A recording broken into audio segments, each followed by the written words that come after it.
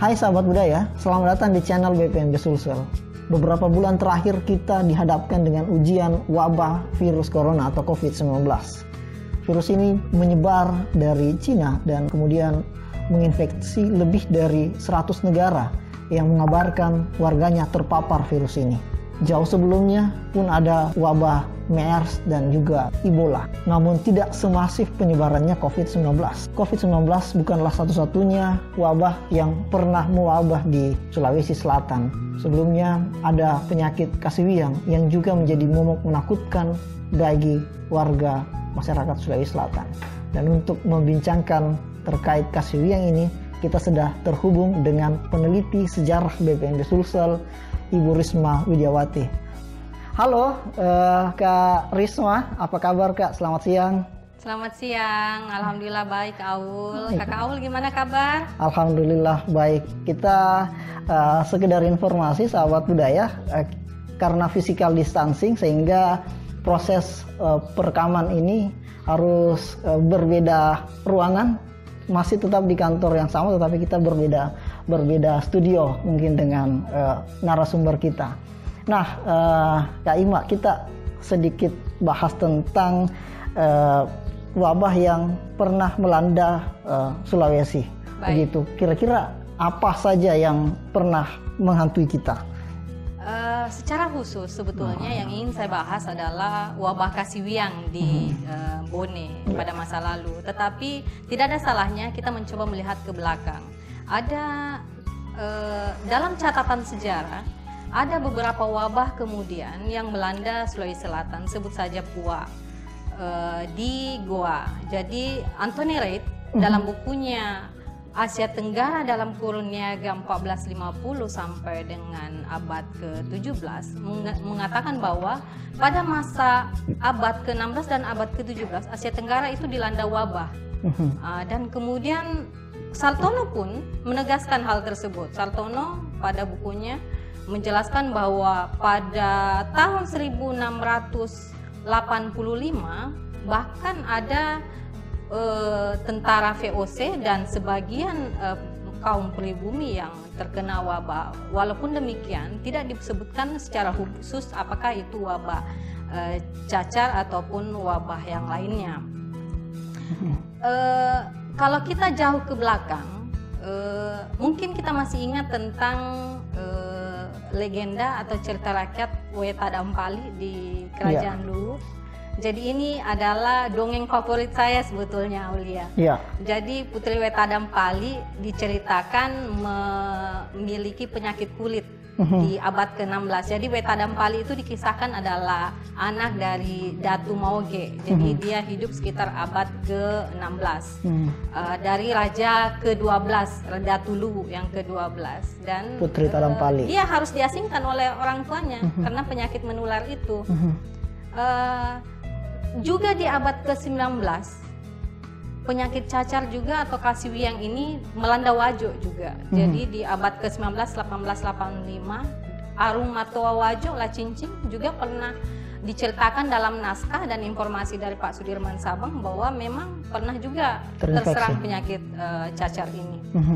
Kalau kita berbicara lebih jauh dan lebih fokus pada Kerajaan Bone, penyakit kasiwiang itu melanda di abad 19 sekitar 1820-an. Menurut informasi dari Pak Suryadi Mapangara, itu dosen Universitas Hasanuddin, bahwa salah satu alasan Belanda ketika meninggalkan Kerajaan Bone pada masa itu adalah karena terserang wabah kasiwiang.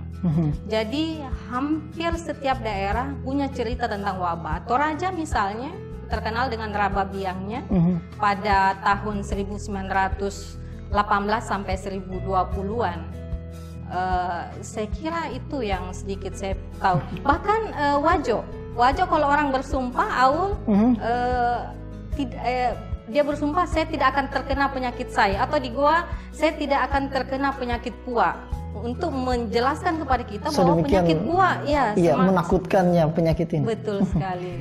Jadi sebenarnya apa itu cukup populer di masyarakat penyakit ini, tetapi untuk pengobatannya masih tidak fix kah, atau apa yang dilakukan masyarakat kala itu? Pada masyarakat kala itu abad 16, abad ke-17 ketika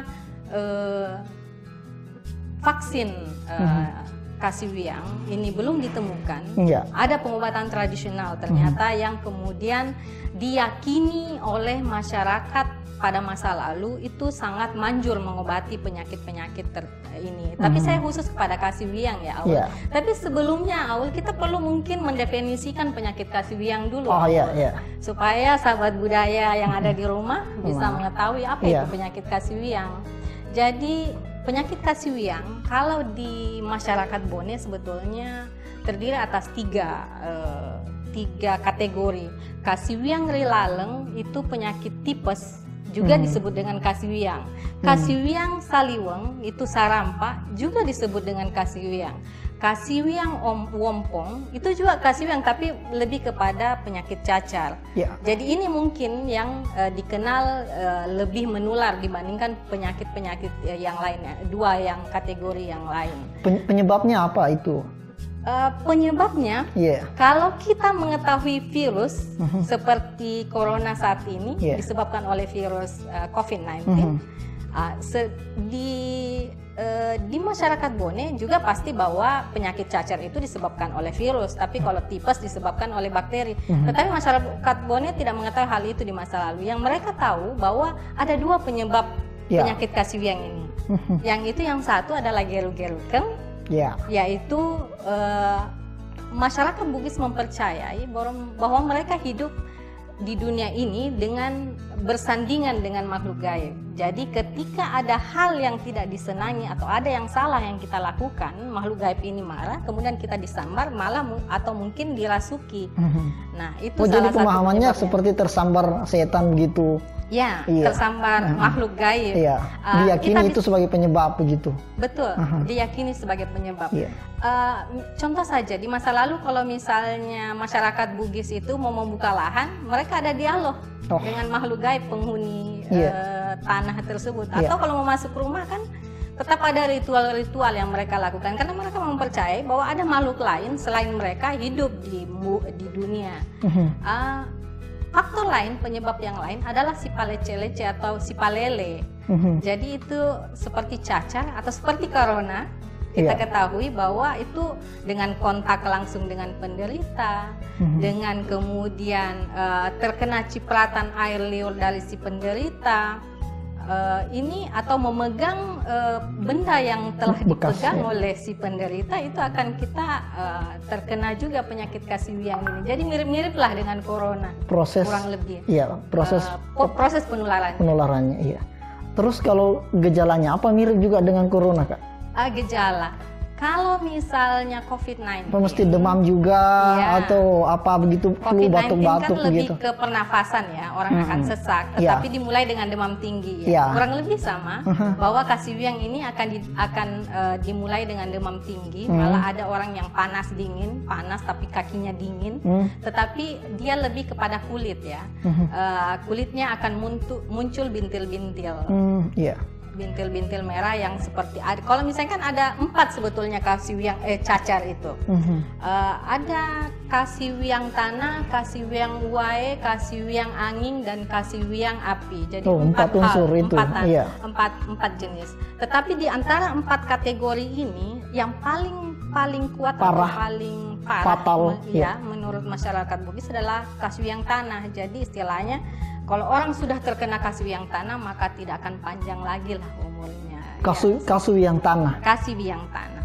Apa yang diserang sehingga mengapa kasiwiang tanah itu dianggap paling mematikan gitu? Kalau yang lain itu ciri-cirinya mungkin kalau uai kan cuman bintil yang terisi air. Ada air dalam. Dia menghitam kulitnya. Di masa lalu itu masih ada kasus seperti itu, tetapi sejak adanya vaksin tentu saja kasus seperti itu sudah tidak ditemukan lagi. Terakhir saya melakukan penelitian di awal Februari kemarin, kasiwiang tanah sudah hampir tidak ditemukan beberapa tahun belakangan. Untuk istilah medis, kira-kira waktu itu dan penelitian hari ini bisa menjawab tidak tentang Kasiwiang yang dimaksud seperti tanah, air, api, dan angin itu sebenarnya virus apa yang menyerang masyarakat Sulawesi kala itu? Secara medis saya tidak bisa menjawab karena penelitian yang saya lakukan hanya fokus pada pengobatan tradisional. Iya. Tetapi masyarakat Bugis di Bone masih mempercayai dua hal ini tadi. Bahwa mereka ke dokter untuk memastikan bahwa ini adalah penyakit cacar, kemudian mereka mengcombine pengobatannya itu dengan cara tradisional yang mereka pahami. Karena pengobatan juga di masa kini itu tidak pengobatan terhadap kasiwiang ya, tidak serta-merta bahwa tahu penyakit cacar langsung mengobati dengan ramuan tertentu. Sandro juga atau orang yang mempunyai pangisengang itu mempunyai metode khusus untuk kemudian mengobati pasien. Coba dibayangkan, untuk menyentuh pasien itu ada 7 jenis cara menyentuh, makarawa kalau istilah Bugis. Jadi tidak membedakan menyentuh perempuan dengan laki-laki, kemudian mengobati hari baik, hari misalnya hari Senin, waktu-waktunya juga ada waktu yang ditentukan. Wah. Ya, begitu jelimet. Jadi ada empat hal yang dilakukan oleh Sandro untuk mengobati kasiwiang. Yang pertama adalah seperti dokter lah, mendiagnosa dulu. Tetapi bedanya, Sandro di masa lalu melihat aul saja sudah tahu penyakitnya aul. Bahkan mungkin hal yang belum disentuh ini. Belum disentuh. Bahkan mungkin hal yang lebih spesifik tentang pribadi aul, si Sandro sudah tahu apa itu. Kalau sekarang kan malah dokter mengeluh kan, ada dokter yang terserang COVID-19 karena pasien tidak jujur terhadap gejala yang dialami. Nah, mungkin kalau kasiwiang di masa lalu itu tidak akan terjadi karena Sandro dengan melihat Anda pun dia sudah tahu bahwa Anda menderita penyakit kasiwiang. Tahap kedua adalah sekedar info mungkin saya harus sampaikan ke sahabat budaya, Sandro yang dimaksud dalam istilah Bugis adalah tabib ya Kak ya. Jadi tabibnya, dukun ya. Jadi itu yang kemudian berfungsi untuk menangani penyakit-penyakit yang sering diderita oleh masyarakat di Sulawesi Selatan. Itu bisa dilanjut nggak? Iya, yang kedua setelah mengetahui secara spesifik dan memastikan bahwa itu adalah penyakit kasiwiang. Yang kedua adalah mengetahui kapan kemudian penyakit kasiwiang itu menyerang. Kenapa itu penting? Ternyata kapan waktu penyakit itu menyerang itu akan menentukan ramuan apa yang tepat diberikan jadi pada hari waktunya apa. Juga. Sebegitu jelimetnya, sebegitu detailnya seorang Sandro menangani pasien penderita kasiwiang. Nanti yang ketiga itu baru ada istilah menyentuh. Jadi kalau dia belum begitu yakin, dia akan menyentuh. Dan sekali lagi saya tekankan bahwa menyentuh itu tidak sembarang menyentuh. Ada 7 jenis makarawa yang dilakukan oleh si Sandro ini untuk makarawa ini dimaksud penanganannya cara menyentuh, memegang. Misalnya dari kiri, dari kanan. Sebetulnya ini detail ditulis di dalam naskah Sake Rupa Andi Sahran yang sudah diterjemahkan oleh penterjemah kita di Balai Pelestarian Nilai Budaya Ibu Andi Mariam. Tetapi kemudian di era kekinian di masyarakat Bone saat ini, Sandro akan sedikit kita temukan di lapangan. Kenapa demikian? Sandro di mata masyarakat Bugis Bone yang memahami Islam secara lebih mendalam itu agak terkendala kalau misalnya disebut Sandro karena takut itu berkaitan dengan syirik dan sebagainya. Jadi sampai kemudian orang hanya dibilang punya pangistengang saja, punya pengetahuan. Dan yang selanjutnya baru si Sandro mengobati. Mengobati pun ada lagi jenis-jenisnya, mulai dari pemberian mantra dengan diberikan air minum yang dijampi-jampi atau dimantrai, kemudian ada yang dibosok itu membuat bedak dengan ramuan tertentu kemudian dibalurkan ke seluruh tubuh. Dan juga ada pasien-pasien kasiwiang tertentu yang kemudian didupai atau dirumpui atau diuapi. Dan itu bisa sembuh. Dan insya Allah masyarakat Bugis masih mempercayai bahwa dengan pengobatan tradisional penyakit kasiwiang mereka bisa sembuh. Untuk menghilangkan bekas-bekas cacar pun itu ada lagi ramuannya. Jadi begitu detailnya pengobatan tradisional masyarakat Bugis terhadap penyakit kasiwiang. Nah, saya tertarik untuk kasiwiang ini. Nah, kalau hari ini kita hadapi COVID-19, masyarakat semacam ada kekhawatiran kalau kita dekat-dekat dengan orang yang katakanlah ODP atau PDP atau bahkan yang positif COVID-19 ini. Nah, untuk masyarakat di masa lalu ketika tahu ada orang kasiwiang, apa takut juga, enggak mau, jangan dekat-dekat dengan dia, atau bagaimana? Bahwa betul pola penularan pasien penyakit kasiwiang dengan pasien COVID-19 itu sama. Kontak langsung, air liur, memegang benda yang dipegang oleh penderita, iya betul. Tapi perlakuan yang saya rasa berbeda. Perlakuan masyarakat. Iya, perlakuan masyarakat, perlakuan keluarga utamanya. Kalau di masyarakat saat ini kita mendengar stigma negatif. Untuk yang malah positif. Saya mendengar ada suster yang pulang dari rumah sakit diteriaki sama anak-anak, "Weh corona, weh corona." Itu kan stigma negatif kan, seolah mengejek si penderita penyakit corona. Sebaliknya di masa lalu, pada naskah Sakti Rupa kita akan menjumpai ilmu pengobatan tradisional dan akan kita jumpai cara membuat makanan-makanan yang enak. Kenapa demikian? Karena pasien penderita kasiwiang di masa lalu itu dimanja. Dibuatkan makanan enak, dia belalekan, ya belale itu dinabobokan dengan lagu-lagu yang membuat dia senang. Tidak boleh menggoreng-goreng, malah menjauhkan orang yang bertengkar, orang di sekitarnya tidak boleh berisik. Selain itu, pernah ada kasus di masyarakat Bugis Bone, dalam satu kampung akan melakukan satu hajatan, sedangkan di kampung itu ada penderita kasiwiang. Apa yang terjadi? Yang punya hajat meminta izin kepada penderita kasiwiang, lalu mengabulkan seluruh keinginan si penderita kasiwiang ini untuk melangsungkan hajatnya. Jadi bagaimana kita pada hari ini memandang pasien COVID-19? Jadi sedemikian dijaganya pasien untuk kasiwiang ini.